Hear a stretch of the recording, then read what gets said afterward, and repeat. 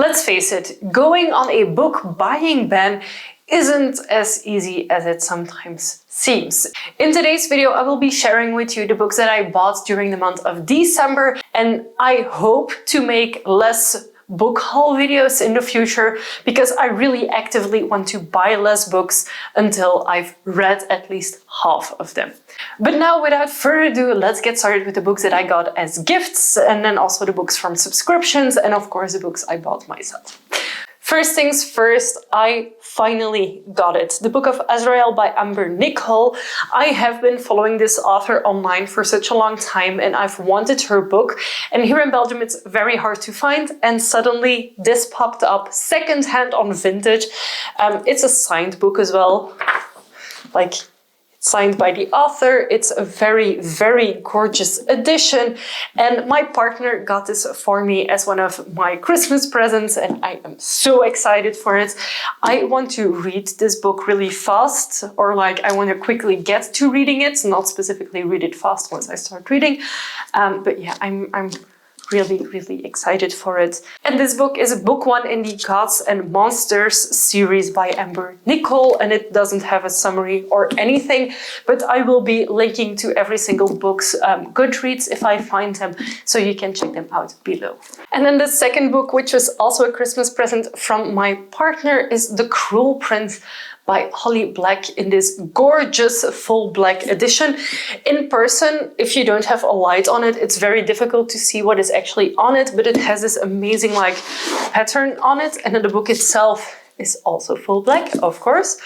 And the inside has gorgeous black and white illustrations. I don't believe this book is signed, but it is absolutely amazing. Like, look how pretty this is. And I have to admit that I haven't read any of Holly Black's books yet, but I really want to get to it, and from how the books are described, I think I will really like them. So this is a very good incentive on starting on them.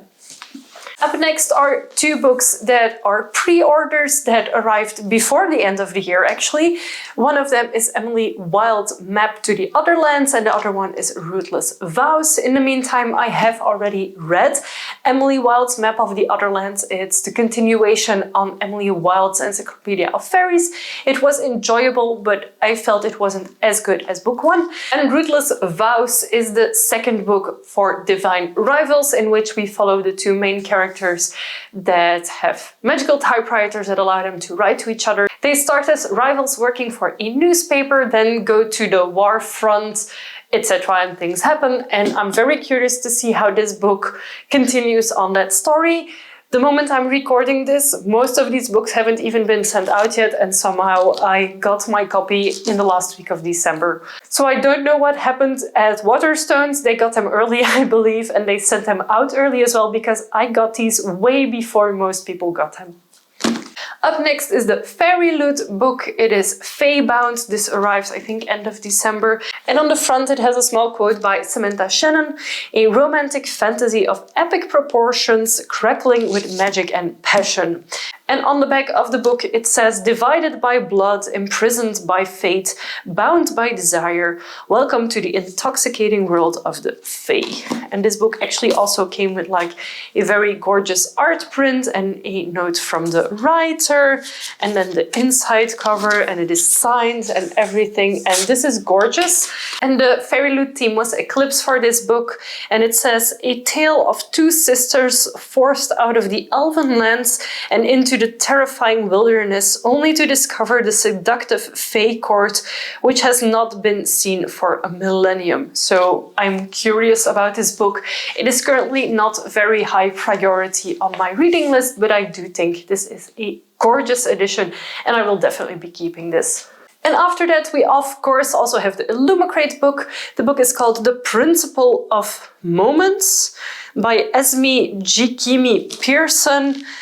It is very like sci-fi space themed. And I'm not gonna read the full synopsis, but it says, a love letter to black readers of science fantasy.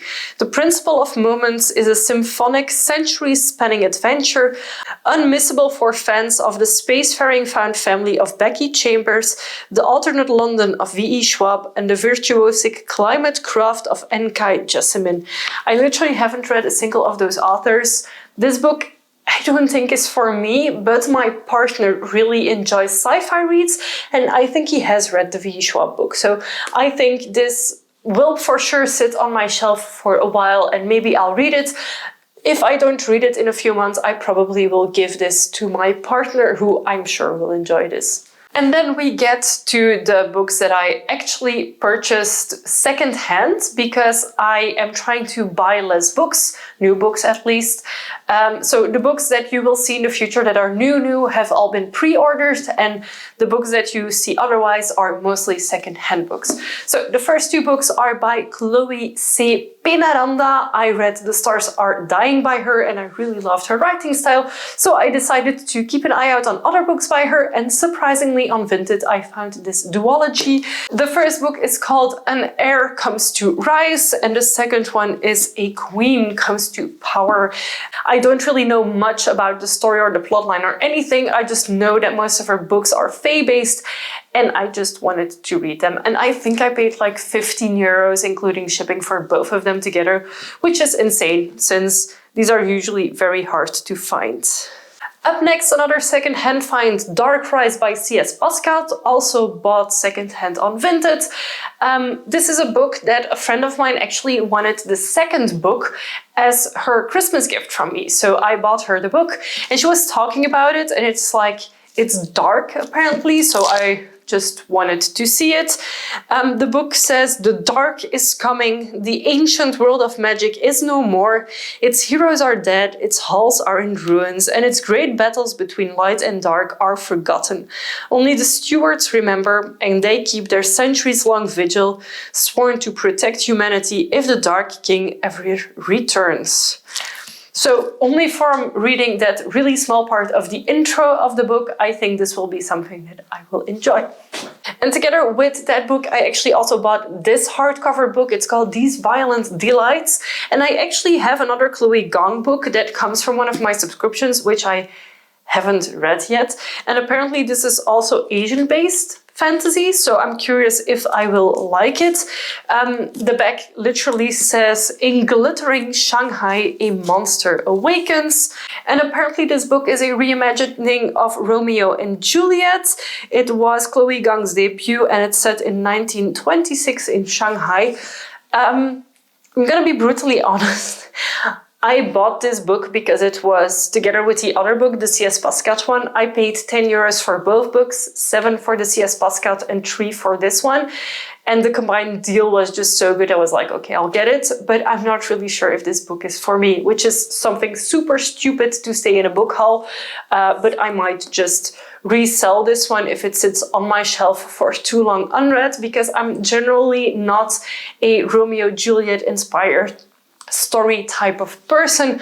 We'll see. Maybe I'll get to this one day. For now, it's just gonna be nice on my shelves. Another book that was recommended from a friend to me, she has a special edition of this book. It is called In the Ravenous Dark, and the back says, she loves a princess, she's bound to a warrior, she must betray them both. So I have no clue what this book is about as for now. I just know that one of my best friends who has already recommended me a bunch of books that I ended up loving. She recommended me Empire of the Vampire and J. Kristoff. So like I have high hopes for any recommendation she gives me. So that's why I got this. So let's read the first part of the introduction. It says, in Tanopolis, magic is rare and closely controlled. Those blessed or cursed with power are put under constant guard, assigned to undead spirits who watch their every move. Ever since her father died to save her from this fate, Rovan has kept her magic a closely guarded secret, until an accident exposes her powers for the world to see, and her tenuous freedom comes crashing to an end. This might be something I really enjoy. And then the final two books that I bought together, again to save on shipping. One of them is mine and one of them I will give to my partner. I'm gonna let you guess which one I'm keeping. And I actually bought this book thinking it was another book. The cover really reminds me of Slaying the Vampire Conqueror. The cover is super, super similar. The characters are in the same pose. They really look alike. But I also really want to read this book. It was just lower on my priority list, but yeah, I still bought it thinking it was another book. So in Deal with the Elf King, the elves come for two things, war and wives. In both cases, they come for death, which honestly is something that I will probably enjoy. And then the book that I mainly bought for my partner, so whenever he sees this video he will know that that's the reason why this book is suddenly on his shelf instead of mine. It is called Realm Breaker, a true fantasy masterpiece. Save the world or end it. A strange darkness is growing in the world. Even Corian and Amaret can feel it, tucked away in her small town at the edge of the sea. Fate knocks on her door in the form of a mythical, immortal, and lethal assassin who tell Corian that she is the last of an ancient lineage with the power to save the world from destruction. Because a man who would burn kingdoms to the ground is raising an army unlike any seen before, bent on uprooting the foundations of the world. With poison in his heart and a stolen sword in his hand, he'll break the realm itself to claim it, and only Corian can stop him. Alongside an unlikely group of reluctant allies, Corian finds herself on a desperate journey to complete an impossible task with untold magic singing in her blood and the fate of the world on her shoulders. And this is a YA fantasy book, by the way. Now that I've read the synopsis, I might consider keeping it for myself, and then when I've read it, give it to my partner as well, because it seems like a book I would enjoy too. So that brings us to a grand total of 13 new books on my bookshelves, of which 2 were gifts for Christmas, 2 were part of a subscription, 2 were pre-orders, and all the others I bought second hand. If you've read one or more of these books, I would love to know what you thought of them, if there's anyone I should prioritize on reading first. Of course, don't forget to give this video a big thumbs up if you enjoyed it, and don't forget to subscribe to my channel if you haven't already. I make new videos every week and I would love to have you for every single one of them. Thank you again so much for watching, and I will see you very soon with a new video. Bye!